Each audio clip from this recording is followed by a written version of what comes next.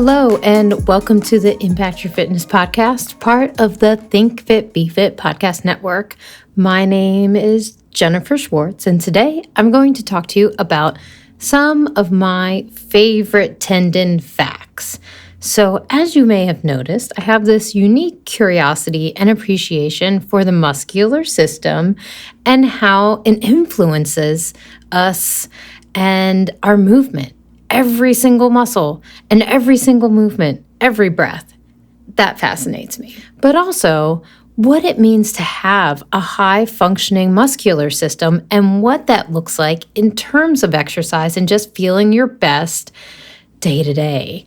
I've worked with so many people that have had aches and pains and tightness and have learned a lot over these years of working with those people and what it means to enhance the muscular system, optimize it, and how that helps people feel great and move well. And what it means to optimize the muscular system and have consistent exercise. That's very important to keep moving without the hiccups and win at life. We have more control over this whole entire process when this system is optimized. And that's where tendons come in. The education about tendons that we are about to embark on in less than 20 minutes. How cool is that? Tendons are interesting tissues. They're different from muscle. They're different from ligaments. They're different from bone. And they have a special place in my heart. I've often told people our body gives us so much feedback if we actually know how to listen. And the know-how comes from knowledge in anatomy and science and kinesiology and all those sciences, right? I'm not proficient in all the sciences, but anatomy I know and I love. So let's get into some of my favorite tendon facts. Here's the first one. And I love telling this one to clients, so I'm going to be super excited over the next few minutes telling you about this. Tendons rely on our circadian rhythm to repair and stay away from calcification. You might not know what calcification is, but you should know that exercise impacts tendons just like it impacts muscles. So they have their own healing process. It takes longer than muscles, and it relies on the circadian rhythm. So that means tendons rely on our sleep system, our nervous system to stay pain-free, healthy, and not have excessive inflammation. So tendinitis is inflammation. This is perfect timing for this talk also because last night my sleep was pretty cruddy. It was not great. And I just did a session of red light therapy, and that's where we're starting from. I wanted to give my circadian rhythm a boost and help my biology get into the right rhythm.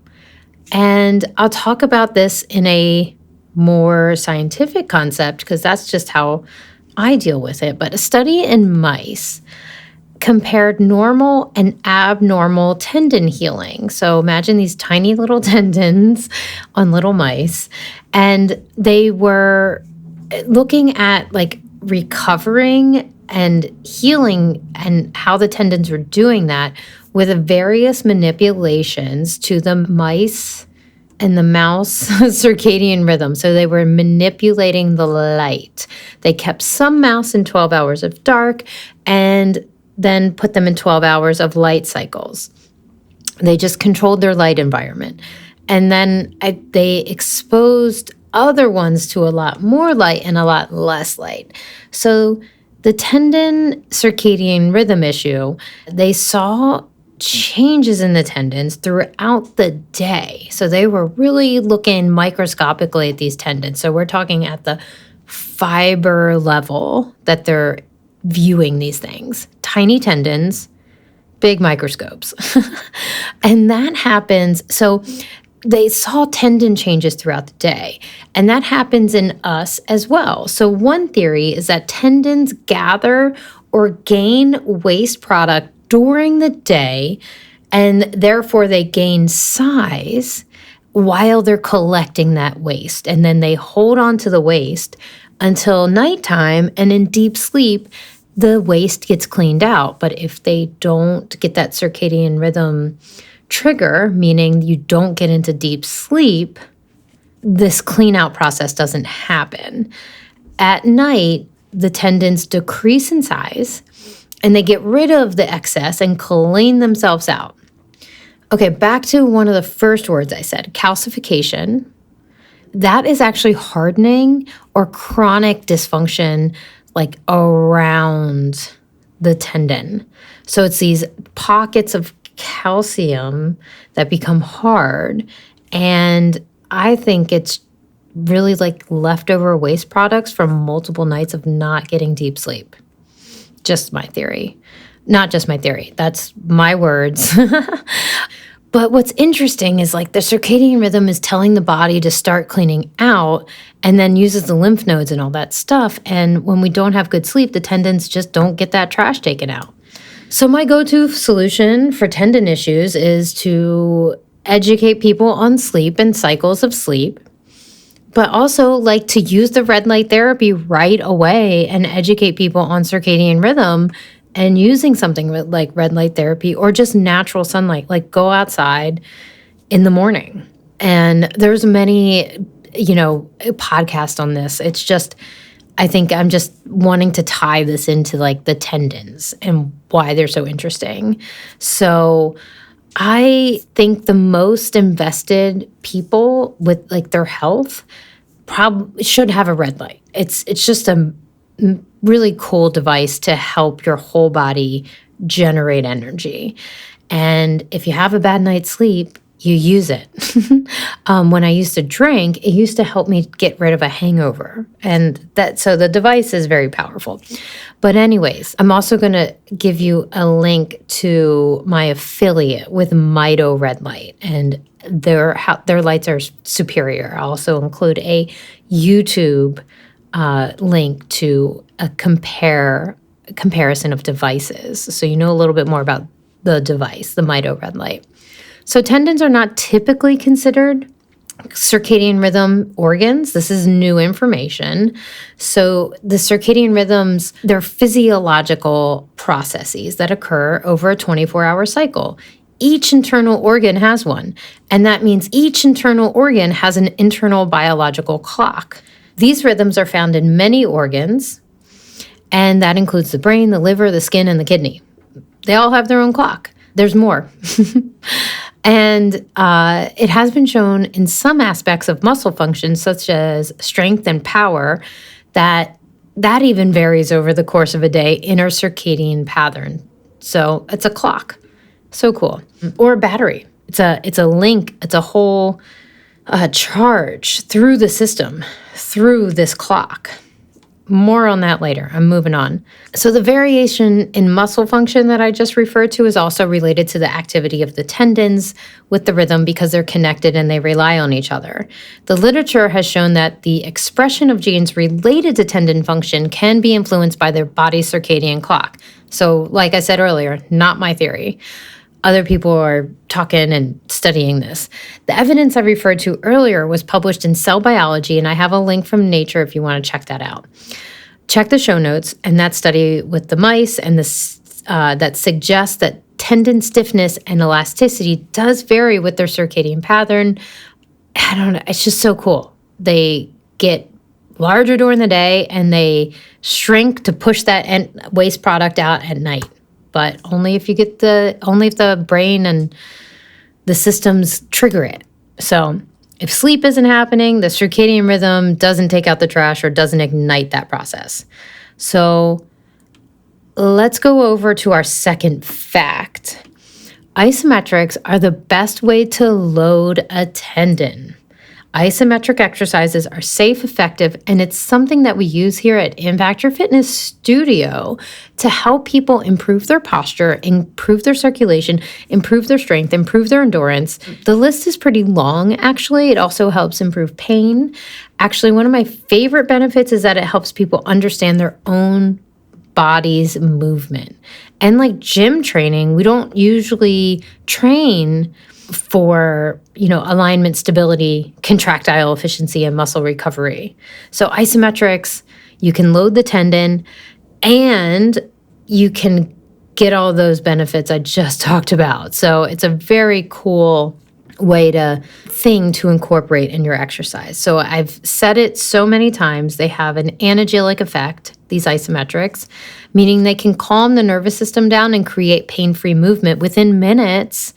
And I've seen it so many times. I've experienced it as well. Isometric exercise, in just a couple minutes later, you can have pain-free movement with just 2 minutes of isometric exercise. And there's no pain because the brain created that opportunity and the nervous system was able to relax the muscle. So it's a beautiful symphony of events that we see here every day. But for tendons specifically, for healing tendinitis and painful tendons, isometrics are the go-to, and they are literally the best. Even the research is showing this. It's not just myself and colleagues that believe and practice this. Isometrics, in short, improve the ability to produce force. And for the tendon, that helps alleviate maybe some of the stress that was causing the tendinitis. That's very cool. Virtual high five to you all. These low-impact isometric exercises can be performed without putting excessive strain or stress onto the tendons. It actually makes them open up and behave differently. We're done boasting about isometrics for right now, okay? Now, the third fun fact about tendons. Tendons are viscoelastic. Tendons change their mechanical behavior based on the rate of mechanical strain. So that means fast movements are high strain rates. And that means when you're moving slow, like in isometric or walking, the tendon changes its function. That is so cool. Muscles can't do that. Well, they do change their behavior, but not quite as drastic as that. So how they function and that the structure allows for that change to happen. So that's the cool fact. What happens is the tendon, it has this sheath, and that sheath has a bunch of molecules and cells, and that's where the energy is stored from muscular contraction. When the muscle lengthens to pull on a tendon in this fast movement, the tendon behaves elastically to store energy. And then when the muscle shortens, the tendon recoils and releases its stored energy to assist in movement.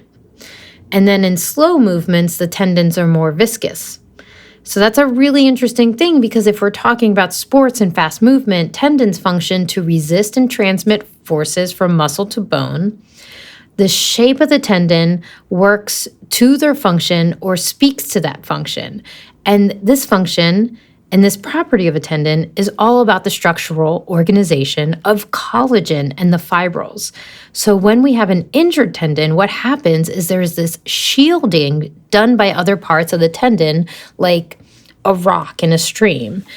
And the rock breaks the stress of the moving water away, so the injured areas remain as is and protected from any training stimulus. And the working area of the tendons shield any force from going through there. That's another way it can change its function and being viscoelastic. So it has this built-in protective mechanism, and I think that's fascinating. I think this also speaks to that circadian rhythm.